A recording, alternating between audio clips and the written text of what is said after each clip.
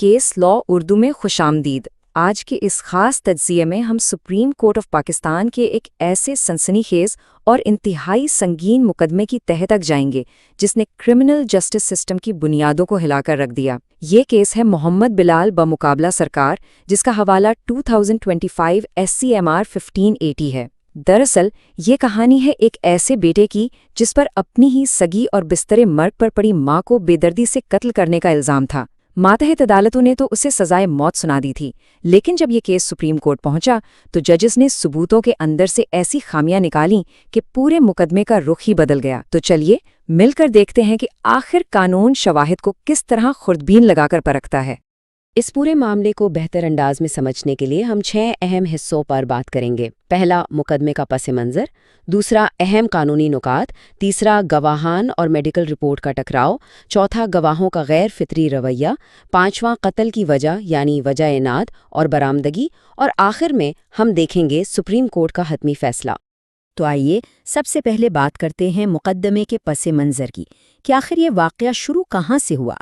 इस केस ने एक बहुत तवील और सब्र आज़मा कानूनी सफ़र तय किया है। हुआ कुछ यूं कि जून 2015 की सुबह ये अफसोसनाक वाक़या पेश आया और उसी दिन FIR कट गई। तकरीबन 2 साल बाद मई 2017 में ट्रायल कोर्ट ने मुलज़िम को सज़ाए मौत सुना दी। दिसंबर 2020 में लाहौर हाई कोर्ट ने भी इस मौत की सज़ा पर मुहर लगा दी, लेकिन मुलज़िम ने हिम्मत नहीं हारी। बालाखिर मई 2025 में ये मामला सुप्रीम कोर्ट ऑफ पाकिस्तान के सामने आया, जहां इसका आखिरी और फैसला कुन इम्तिहान होना था। अब इस्तगासा यानी प्रोसिक्यूशन की कहानी क्या थी, जरा गौर कीजिएगा। मुद्दई, जो कि मुलजिम का अपना सगा भाई है, उसने पुलिस को बताया कि मोहम्मद बिलाल हाथ में लकड़ी का एक सोटा लिए घर में घुसा। उसने आते ही चीख कर अपनी बीमार माँ को जान से मारने की धमकी दी और फिर उनके सर पर वार करके उन्हें मौके पर ही हलाक कर दिया। प्रोसिक्यूशन का दावा था कि कत्ल की असल वजह ये थी कि मुलजिम नशे का आदी था, उसे पैसे चाहिए थे और माँ के इनकार करने पर उसने ये इंतहाई कदम उठा लिया। अब बढ़ते हैं दूसरे हिस्से की तरफ, यानी इस केस से जुड़े अहम कानूनी नुकात। मुलजिम को ताज़ीरात पाकिस्तान की दफ़ा 302 की ज़ेली शक B के तहत सज़ाए मौत दी गई थी। ये शक कत्ले अम्द यानी जानबूझकर किसी को कत्ल करने से मुतालिक है।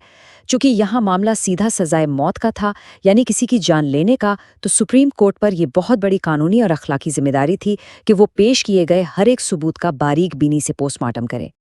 और इसीलिए सुप्रीम कोर्ट ने 4 बुनियादी सवालात खड़े किए। पहला, क्या चशमदीद गवाह सच बोल रहे हैं? दूसरा, क्या गवाहों की कहानी मेडिकल रिपोर्ट से मैच करती है? तीसरा और सबसे अहम, अपनी आंखों के सामने माँ का कत्ल होते देखकर गवाहों का तर्ज अमल कैसा था? और चौथा, क्या नशे के लिए पैसे मांगने की कहानी और हथियार की बरामदगी कानूनी तौर पर ठोस है? आइए हम भी एक कानूनी माहिर की तरह इन सवालात के जवाब तलाश करते हैं। तीसरे हिस्से में हम गवाहान और मेडिकल रिपोर्ट का आपस में मवाजना करेंगे और यहीं से इस्तगासा के केस की इमारत गिरना शुरू होती है। सबसे पहला झटका गवाहों के बयानात में मौजूद शदीद तज़ाद था। मुद्दई, जो कि इस्तगासा का अहम तरीन गवाह था, वो कहता है कि मुलजिम ने सर पर सिर्फ एक वार किया, जबकि बिल्कुल उसी जगह मौजूद दूसरा गवाह अदालत में हल्फ उठाकर कहता है कि नहीं, मुलजिम ने तो 4 या 5 वार किए थे। अच्छा, हैरत की बात यह है कि दोनों का दावा था कि वो वुकुआ से बमुश्किल 4 से 6 फुट के फासले पर खड़े थे।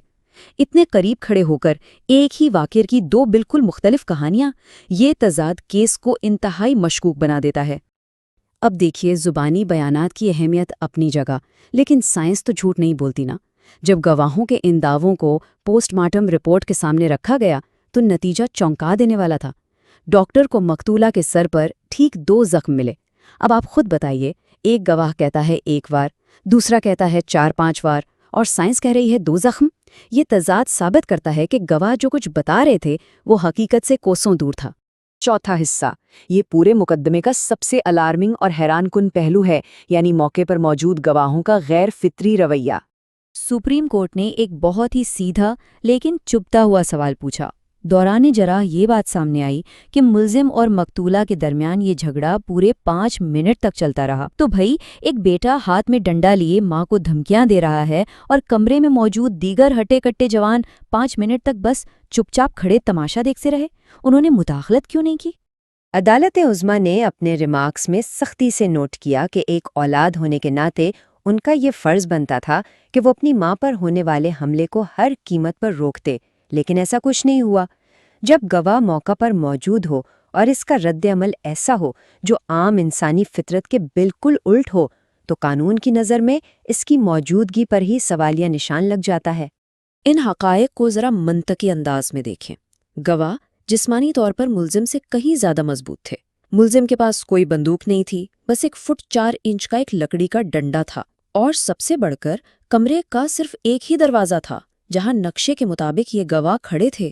پھر یہ کیسے ممکن ہے کہ ملزم اتنے طاقتور لوگوں کے بیچ میں سے اسی ایک دروازے سے بڑے آرام سے فرار بھی ہو گیا؟ یہ ساری باتیں چیخ چیخ کر کہہ رہی تھیں کہ دراصل یہ گواہ وقوع کے وقت وہاں سرے سے موجود ہی نہیں تھے۔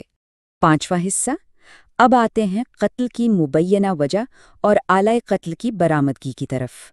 پروسیکیوشن کا یہ پورا زور اس بات پر تھا کہ ملزم نشئی تھا اور اسے پیسے چاہیے تھے، لیکن جب ثبوت کا وقت آیا تو پتہ چلا کہ ملزم پر آج تک منشیات کا کوئی ایک بھی مقدمہ درج نہیں ہوا، کوئی میڈیکل سرٹیفکیٹ موجود نہیں تھا جو بتائے کہ وہ نشے کا عادی ہے، اور تو اور جب گواہوں سے پوچھا گیا کہ بھئی ملزم کتنے پیسے مانگ رہا تھا تو انہیں رقم تک نہیں پتہ تھی۔ اس کا سیدھا سا مطلب ہے کہ قتل کی وجہ والی کہانی پوری طرح من گھڑت تھی۔ اور جو لکڑی کا سوٹا برآمد کیا گیا اس کی کہانی بھی عجیب تھی۔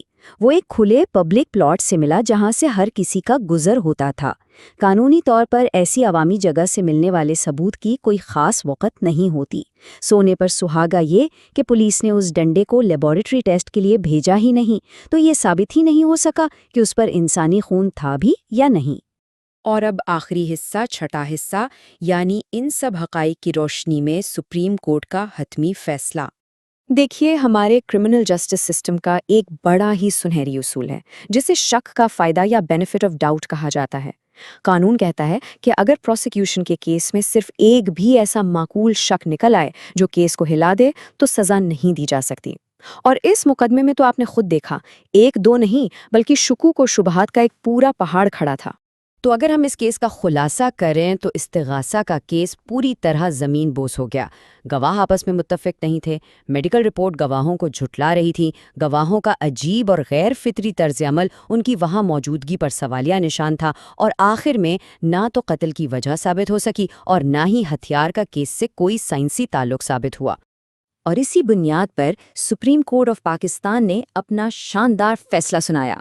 عدالت نے ماتحت عدالتوں کے فیصلے کالعدم قرار دیے، سزائے موت کو فوری طور پر ختم کیا اور ملزم محمد بلال کو شک کا فائدہ دیتے ہوئے تمام الزامات سے باعزت بری کرنے کا حکم جاری کیا۔ تو جناب، یہ کیس ایک بہت بڑا سبق ہے کہ قانون محض جذباتی کہانیوں پر نہیں بلکہ ٹھوس اور غیر متزلزل شواہد پر چلتا ہے۔ ایک انسان کی جان لینے کا اختیار قانون تبھی استعمال کرتا ہے جب کوئی رتی بھر شک باقی نہ رہے۔ آپ کے خیال میں کیا گواہوں کا موقع پر کھڑے رہنا واقعی غیر فطری تھا، یا کوئی ایسی کڑی تھی جو عدالت تک کبھی پہنچی ہی نہیں؟ اپنے خیالات کامنٹس میں ضرور بتائیے گا۔ امید ہے آج کا یہ قانونی تجزیہ آپ کے لیے دلچسپ رہا ہوگا۔ ایسے ہی مزید اہم کیسز کو آسان اور عام فہم انداز میں سمجھنے کے لیے کیس لا اردو کو ضرور سبسکرائب کریں۔ بہت شکریہ۔